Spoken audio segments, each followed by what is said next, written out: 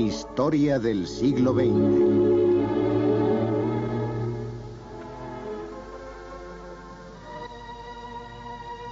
La puerta de Brandenburgo, en pleno corazón de la ciudad de Berlín. En mayo de 1945, Berlín había caído ante los rusos. Hitler había muerto. Alemania yacía impotente. 3 años más tarde, se libraba otra batalla en Berlín. Pero esta vez se trataba de una batalla política.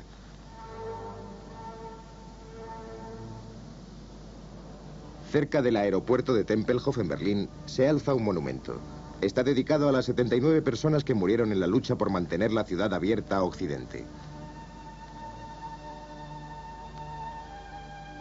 La Guerra Fría, la confrontación.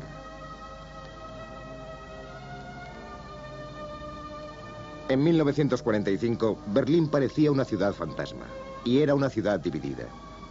Eso ya había sido establecido por los 3 líderes aliados, quienes en Potsdam estaban configurando el perfil del mundo de la posguerra. Dividieron el territorio de Alemania en 4 zonas de ocupación militar. Berlín, la antigua capital, mereció un trato especial a pesar de que correspondiera a la zona rusa. La ciudad fue igualmente dividida en 4 sectores. Durante los primeros 2 meses, la Unión Soviética fue la única protagonista de la ocupación militar de Berlín, tratando de que la vida recobrara su normalidad.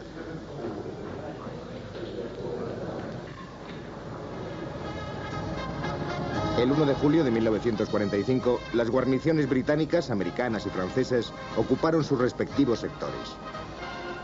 Aparentemente reinaba entre los aliados bélicos la mejor de las amistades. Juntos habían derrotado a Hitler. Se habían repartido Alemania entre todos. Pero debajo de esa camaradería, los conflictos empezaban a brotar. Los rusos propusieron que el Partido Socialista Alemán más importante se uniera a los comunistas, pero los socialistas de los sectores occidentales insistían en que esa posibilidad fuera sometida a votación. Para muchos de ellos, la unidad con los comunistas implicaba unidad bajo los comunistas. Finalmente, una amplia mayoría rechazó en los sectores occidentales la propuesta rusa, lo cual supuso un importante revés para Stalin. El Ejército Rojo todavía mantenía 2 millones de hombres en armas. Stalin estaba decidido a convertir Europa Oriental en una zona amortiguadora para proteger a la Unión Soviética. En marzo de 1946, Churchill acuñó una nueva expresión, el telón de acero. Desde Stettin en el Báltico hasta Trieste en el Adriático, un telón de acero se ha cernido sobre el continente. En Berlín, los líderes militares de las 4 potencias se reunieron en el Consejo Aliado de Control. El Consejo gobernaba el país y la ciudad. Todas las decisiones debían ser unánimes. El Consejo llegó a un acuerdo sobre el acceso de personas y bienes a Berlín desde el oeste. Se emplearía una autopista desde Hannover a Berlín a través de Magdeburgo. Una línea ferroviaria Hannover-Magdeburgo-Berlín. Un pasillo aéreo entre Hamburgo y Berlín. Otro desde Hannover. Y un tercero desde Frankfurt. En las elecciones de 1945, los rusos albergaban grandes esperanzas de una victoria del Partido de Unidad Socialista dirigido por los comunistas. Pero esta opción fracasó. El Partido Socialdemócrata, desvinculado de los comunistas y presidido por Ernst Reuter, obtuvo casi la mitad de los votos ciudadanos.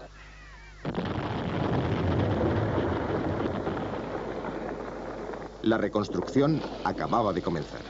Todo era objeto de racionamiento. Los aliados no estaban de acuerdo en cómo afrontar la inflación y el floreciente mercado negro. En enero de 1947, Gran Bretaña y Estados Unidos unieron sus respectivos sectores en una sola unidad económica. En marzo de 1948 fueron más allá. Desde Londres decidieron forzar la situación al margen de la Unión Soviética e idear un Estado alemán occidental separado. En Berlín, los soviéticos querían saber cuál era la postura acordada en Londres. El general Clay, representante de los Estados Unidos, no se la quiso comunicar. Los soviéticos se retiraron, lo que supuso el fin de la cooperación aliada. Y comenzaron a aplicar restricciones al tráfico hacia el oeste. El Plan Marshall estaba fomentando la recuperación de la industria germano-occidental, pero se habían proyectado medidas aún más importantes. Sustituir la moneda vigente durante la guerra, que había sufrido los efectos de la elevadísima inflación, por una moneda más estable. Los soviéticos vieron esta posibilidad como una provocación, ya que habían pensado aplicar su propia moneda no solo en su zona, sino en todo Berlín. Los aliados occidentales anunciaron que en Berlín Occidental solo sería válida su moneda. El conflicto había estallado. El 24 de junio, los soviéticos interrumpieron el tráfico por ferrocarril a Berlín. El 24 de agosto se cortaron las autopistas y los canales. También sufrieron la misma suerte los suministros de gas y de energía eléctrica desde Berlín Este.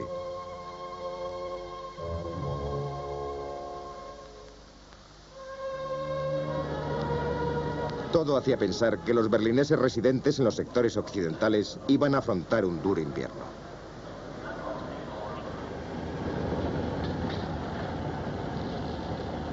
El 25 de junio los aliados occidentales pusieron en marcha un puente aéreo con el fin de transportar los suministros esenciales para 2 millones de personas.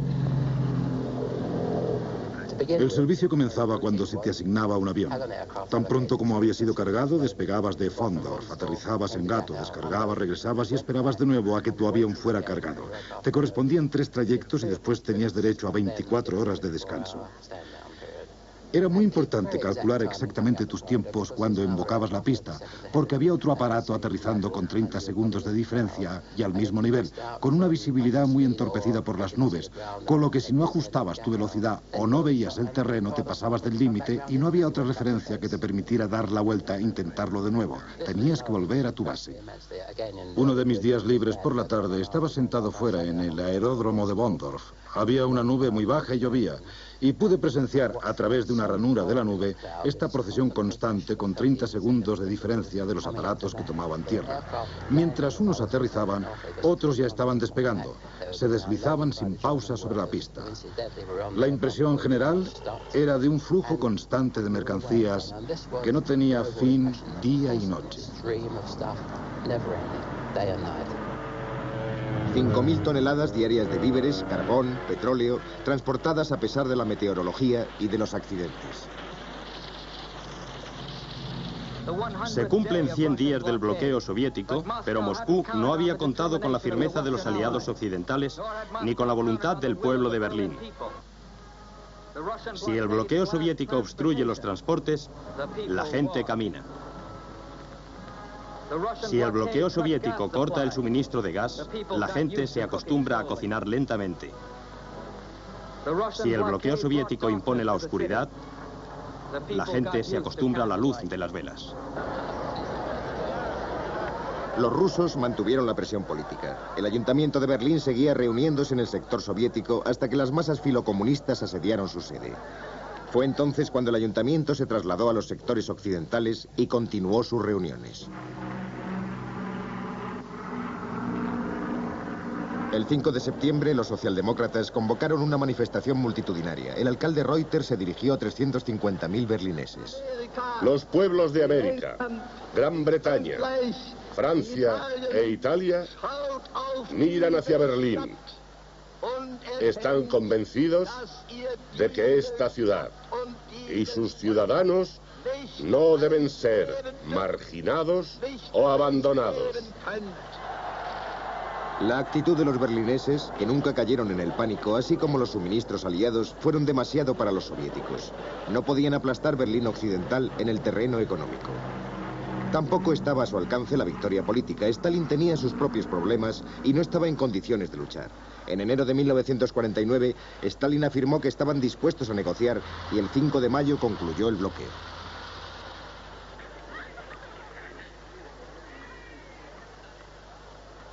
El 14 de julio de 1949, la Unión Soviética lanzó su primera bomba atómica. Finalizaba así el monopolio nuclear norteamericano que había durado 4 años. A los ojos de Occidente, el poder de Stalin para respaldar sus amenazas parecía ahora muchísimo más grande.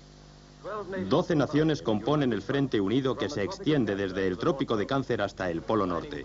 Ernest Bevin y Sir Oliver Franks son los responsables. La Organización del Tratado del Atlántico Norte, OTAN, unió a Europa y América frente a lo que se consideraba como la amenaza del comunismo. Sin embargo, fue en Corea, en el otro extremo del mundo, donde estalló la siguiente crisis en junio de 1950. Japón había perdido Corea al final de la guerra. Los americanos aceptaron la rendición japonesa por debajo del paralelo 38 y los rusos por encima de esa línea.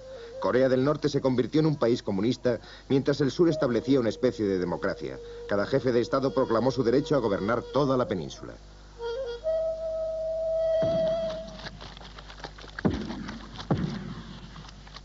La tensión estalló el 25 de junio de 1950, cuando las divisiones norcoreanas cruzaron el paralelo 38 y entraron en Corea del Sur.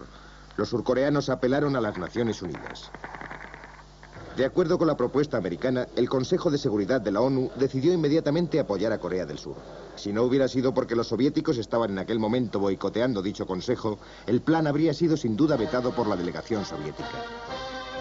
Tropas americanas y posteriormente británicas fueron enviadas a Corea. Más tarde se les unieron tropas de otros 14 países. El 1 de agosto los norcoreanos habían ocupado la mayor parte de la península, exceptuando una cabeza de playa de las fuerzas de la ONU alrededor de Pusan, en el sureste. En solo 5 semanas gran parte de los habitantes se habían convertido en refugiados.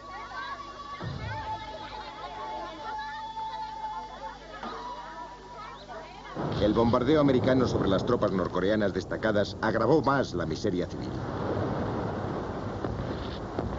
Las Naciones Unidas planearon una contraofensiva. El 15 de septiembre, el general Douglas MacArthur de los Estados Unidos llevó a cabo una maniobra para aislar al enemigo. 2 divisiones norteamericanas aterrizaron en Incheon. A pesar de las mareas y el clima, la operación fue un éxito. En el plazo de 3 días se pudo establecer la base.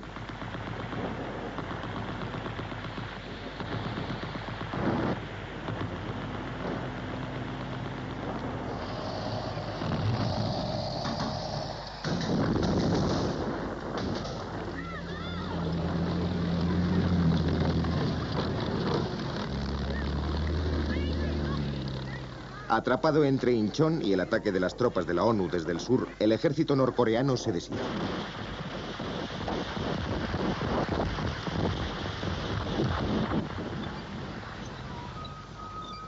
MacArthur recibió órdenes de destruir al enemigo en Corea del Norte, una gran parte de cuyos equipos habían sido suministrados por los soviéticos. La ONU presionaba hacia el norte. MacArthur tenía orden de no cruzar el río Yalu en la frontera con China, ni conducir a sus tropas a la frontera con la Unión Soviética.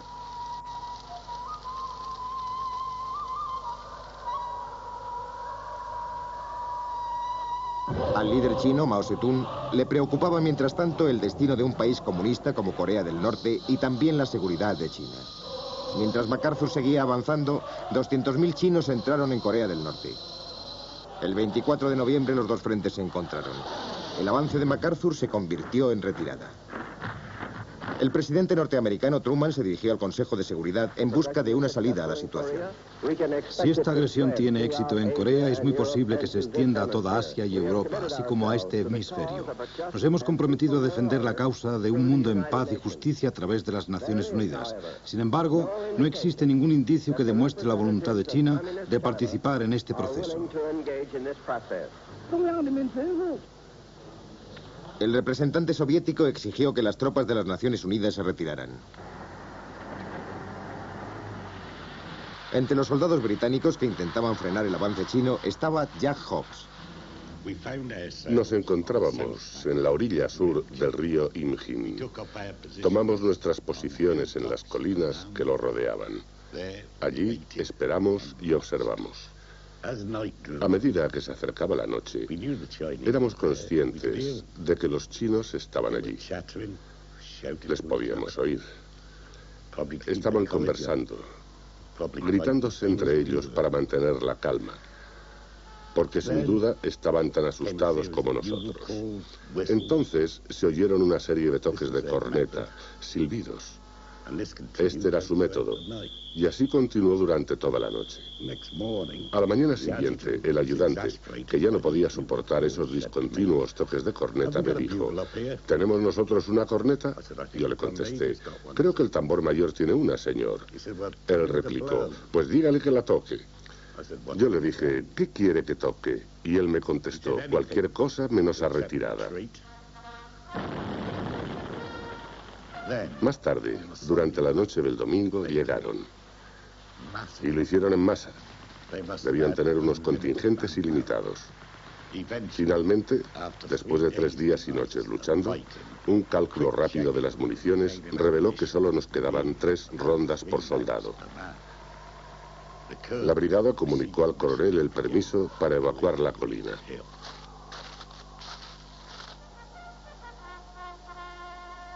Posteriormente, los americanos afirmaron que esta resistencia de los Gloucesters había sido uno de los mayores actos de valentía en los conflictos armados modernos. MacArthur había desobedecido órdenes al avanzar tan al norte.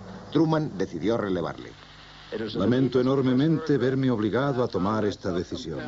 El general MacArthur es uno de nuestros mejores mandos militares, pero la causa de la paz mundial es mucho más importante que cualquier individuo. El general Ridgway asumió el mando cuando la situación era desesperada.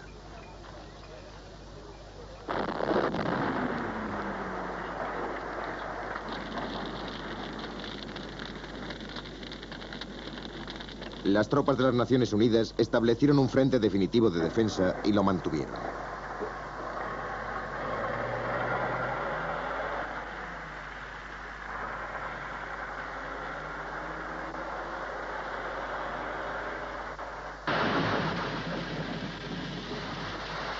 Cuando se había llegado a un impasse en los frentes, el representante soviético en las Naciones Unidas habló. El pueblo soviético piensa que se debería dar el primer paso en las discusiones entre los países beligerantes para establecer una tregua y acordar un armisticio que estipule la retirada del paralelo 38 de todas las tropas.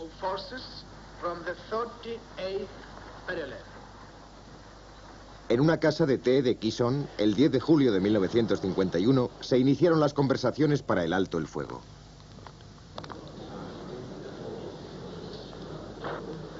Pronto se vio que las conversaciones no estaban conduciendo a ningún acuerdo. Un mes después de su inicio concluyeron sin haber logrado progreso alguno. Los combates continuaron durante otro terrible invierno. En octubre de 1952 fue elegido un nuevo presidente norteamericano. Ahora bien, ¿por dónde va a empezar la nueva administración? Va a empezar por la firme y simple decisión del presidente de ignorar otras diversiones políticas y concentrarse en terminar con la guerra de Corea. Iré a Corea. En diciembre de 1952 viajó allí. Eisenhower insinuó posteriormente la necesidad de llevar a cabo una potente iniciativa militar para acabar con ese punto muerto. En América se hablaba de la posibilidad de emplear armas nucleares. En la Unión Soviética moría Stalin.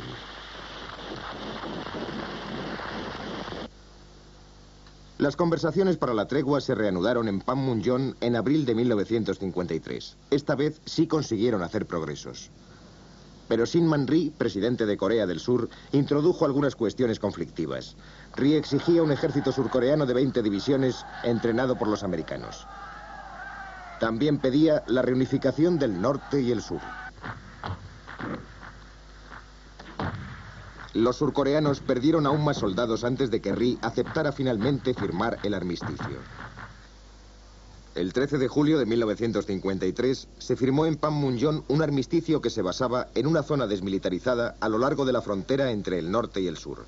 Ese frente siguió dividiendo los dos países.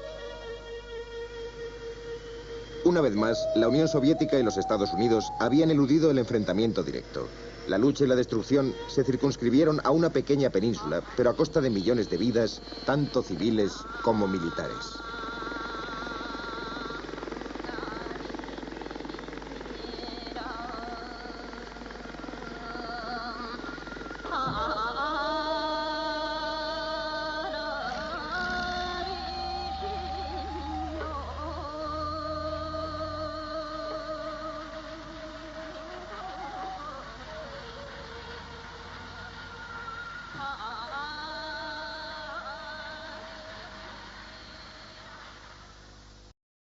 Otros sectores. Durante los primeros 2 meses, la Unión Soviética fue la única protagonista de la ocupación militar de Berlín, tratando de que la vida recobrara su normalidad.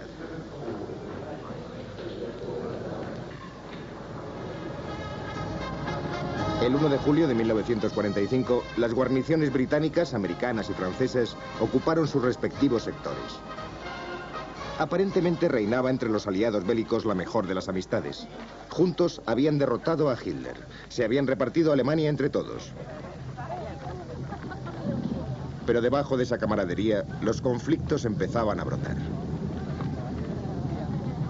Los rusos propusieron que el Partido Socialista Alemán más importante se uniera a los comunistas, pero los socialistas de los sectores occidentales insistían en que esa posibilidad fuera sometida a votación.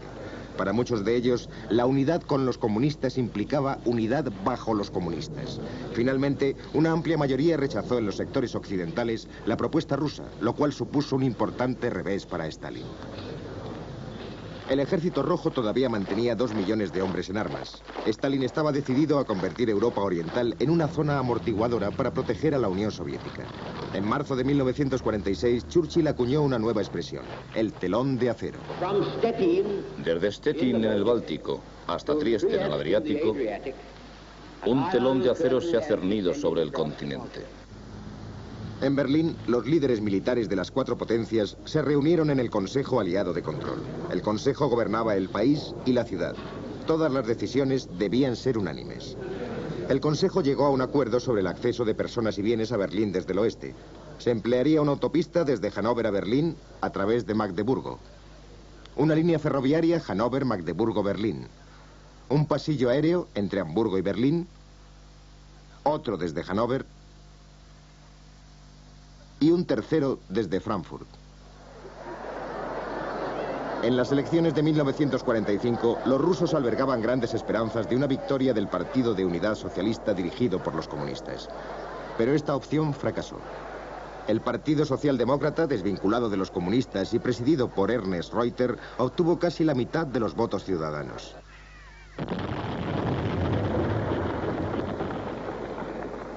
La reconstrucción acababa de comenzar. Todo era objeto de racionamiento. Los aliados no estaban de acuerdo en cómo afrontar la inflación y el floreciente mercado negro. En enero de 1947, Gran Bretaña y Estados Unidos unieron sus respectivos sectores en una sola unidad económica. En marzo de 1948 fueron más allá. Desde Londres decidieron forzar la situación al margen de la Unión Soviética e idear un Estado alemán occidental separado. Por las nubes, con lo que si no ajustabas tu velocidad o no veías el terreno, te pasabas del límite y no había otra referencia que te permitiera dar la vuelta e intentarlo de nuevo. Tenías que volver a tu base. Uno de mis días libres por la tarde estaba sentado fuera en el aeródromo de Bondorf. Había una nube muy baja y llovía, y pude presenciar a través de una ranura de la nube esta procesión constante con 30 segundos de diferencia de los aparatos que tomaban tierra.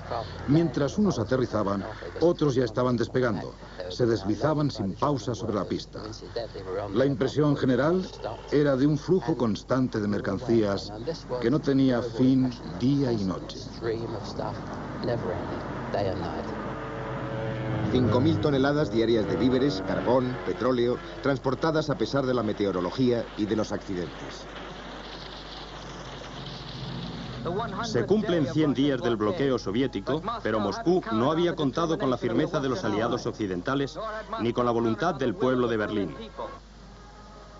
Si el bloqueo soviético obstruye los transportes, la gente camina. Si el bloqueo soviético corta el suministro de gas, la gente se acostumbra a cocinar lentamente.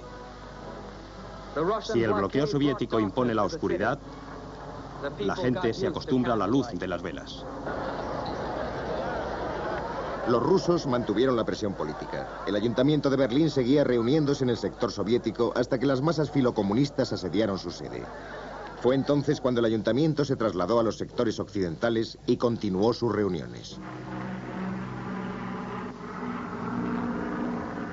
El 5 de septiembre, los socialdemócratas convocaron una manifestación multitudinaria. El alcalde Reuter se dirigió a 350.000 berlineses.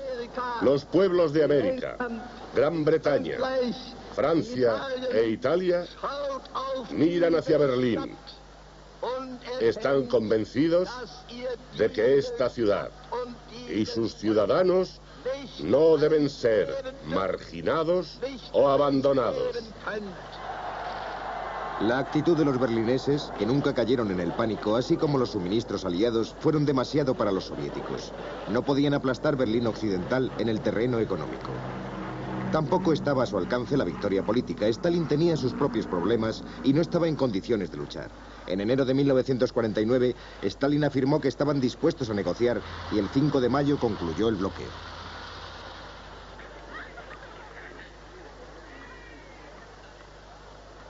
El 14 de julio de 1949, la Unión Soviética lanzó su primera bomba atómica.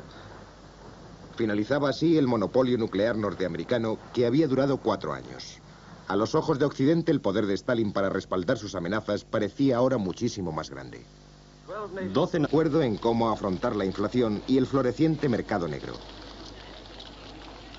En enero de 1947, Gran Bretaña y Estados Unidos unieron sus respectivos sectores en una sola unidad económica. En marzo de 1948 fueron más allá. Desde Londres decidieron forzar la situación al margen de la Unión Soviética e idear un Estado alemán occidental separado. En Berlín, los soviéticos querían saber cuál era la postura acordada en Londres. El general Clay, representante de los Estados Unidos, no se la quiso comunicar. Los soviéticos se retiraron, lo que supuso el fin de la cooperación aliada. Y comenzaron a aplicar restricciones al tráfico hacia el oeste.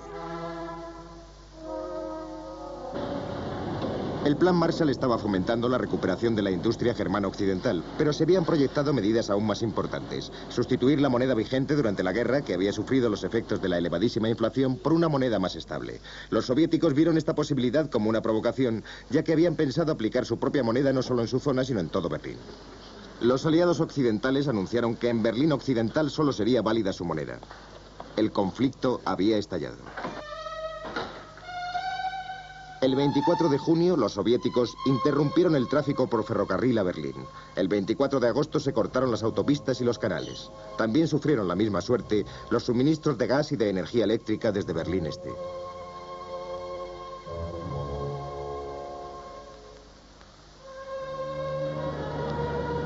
Todo hacía pensar que los berlineses residentes en los sectores occidentales iban a afrontar un duro invierno.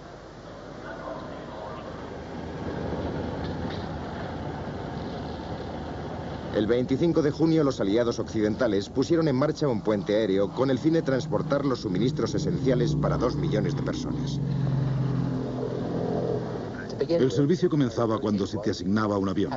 Tan pronto como había sido cargado, despegabas de Fondorf, aterrizabas en Gato, descargabas, regresabas y esperabas de nuevo a que tu avión fuera cargado.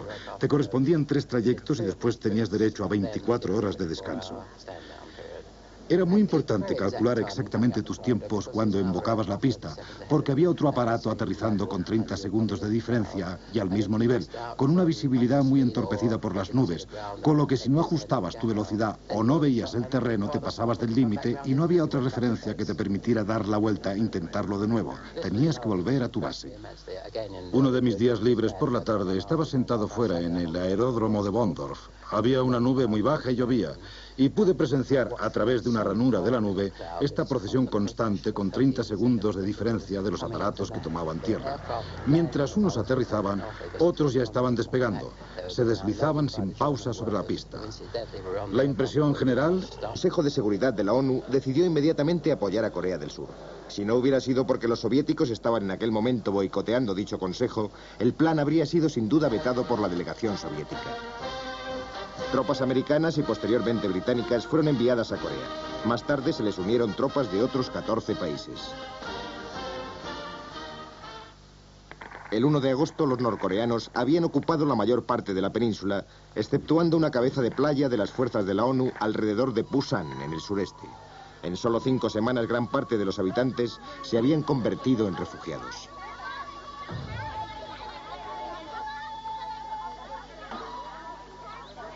El bombardeo americano sobre las tropas norcoreanas destacadas agravó más la miseria civil. Las Naciones Unidas planearon una contraofensiva. El 15 de septiembre, el general Douglas MacArthur de los Estados Unidos llevó a cabo una maniobra para aislar al enemigo. 2 divisiones norteamericanas aterrizaron en Incheon. A pesar de las mareas y el clima, la operación fue un éxito. En el plazo de 3 días se pudo establecer la base.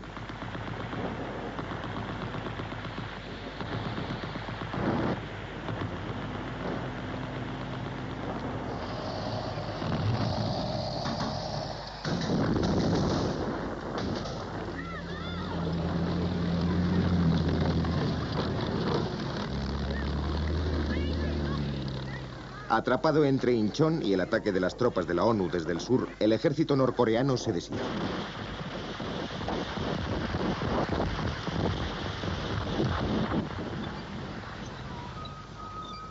MacArthur recibió órdenes de destruir al enemigo en Corea del Norte, una gran parte de cuyos equipos habían sido suministrados por los soviéticos. La ONU presionaba hacia el norte. MacArthur tenía orden de no cruzar el río Yalu en la frontera con China, ni conducir a sus tropas a la frontera con la Unión Soviética.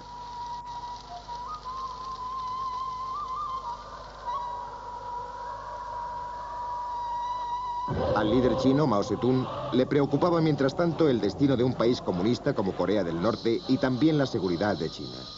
Mientras MacArthur seguía avanzando, 200.000 chinos entraron en Corea del Norte. El 24 de noviembre los dos frentes se encontraron. El avance de MacArthur se convirtió en retirada. El presidente norteamericano Truman se dirigió al Consejo de Seguridad en busca de una salida a la situación. Si esta agresión tiene éxito en Corea, es muy posible que se extienda a toda Asia y Europa, así como a este hemisferio.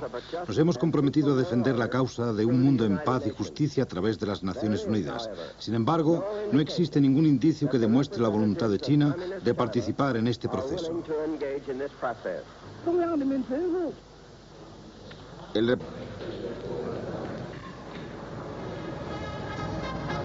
El 1 de julio de 1945, las guarniciones británicas, americanas y francesas ocuparon sus respectivos sectores. Aparentemente reinaba entre los aliados bélicos la mejor de las amistades. Juntos habían derrotado a Hitler. Se habían repartido Alemania entre todos. Pero debajo de esa camaradería, los conflictos empezaban a brotar. Los rusos propusieron que el Partido Socialista Alemán más importante se uniera a los comunistas, pero los socialistas de los sectores occidentales insistían en que esa posibilidad fuera sometida a votación. Para muchos de ellos, la unidad con los comunistas implicaba unidad bajo los comunistas. Finalmente, una amplia mayoría rechazó en los sectores occidentales la propuesta rusa, lo cual supuso un importante revés para Stalin. El Ejército Rojo todavía mantenía 2 millones de hombres en armas. Stalin estaba decidido a convertir Europa Oriental en una zona amortiguadora para proteger a la Unión Soviética. En marzo de 1946, Churchill acuñó una nueva expresión, el telón de acero. Desde Stettin en el Báltico hasta Trieste en el Adriático, un telón de acero se ha cernido sobre el continente. En Berlín, los líderes militares de las 4 potencias se reunieron en el Consejo Aliado de Control. El Consejo gobernaba el país y la ciudad. Todas las decisiones debían ser unánimes. El Consejo llegó a un acuerdo sobre el acceso de personas y bienes a Berlín desde el oeste. Se emplearía una autopista desde Hannover a Berlín a través de Magdeburgo. Una línea ferroviaria Hannover-Magdeburgo-Berlín. Un pasillo aéreo entre Hamburgo y Berlín. Otro desde Hannover. Y un tercero desde Frankfurt. En las elecciones de 1945, los rusos albergaban grandes esperanzas de una victoria del Partido de Unidad Socialista dirigido por los comunistas. Pero esta opción fracasó. El Partido Socialdemócrata, desvinculado de los comunistas y presidido por Ernst Reuter, obtuvo casi la mitad de los votos ciudadanos.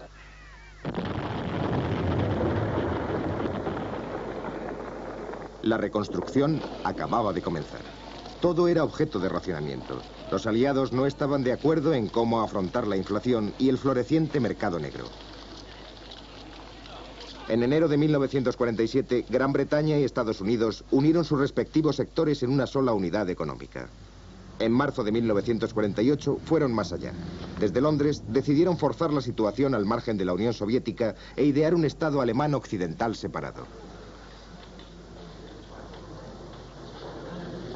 En Berlín, los soviéticos querían saber cuál era la postura acordada en Londres.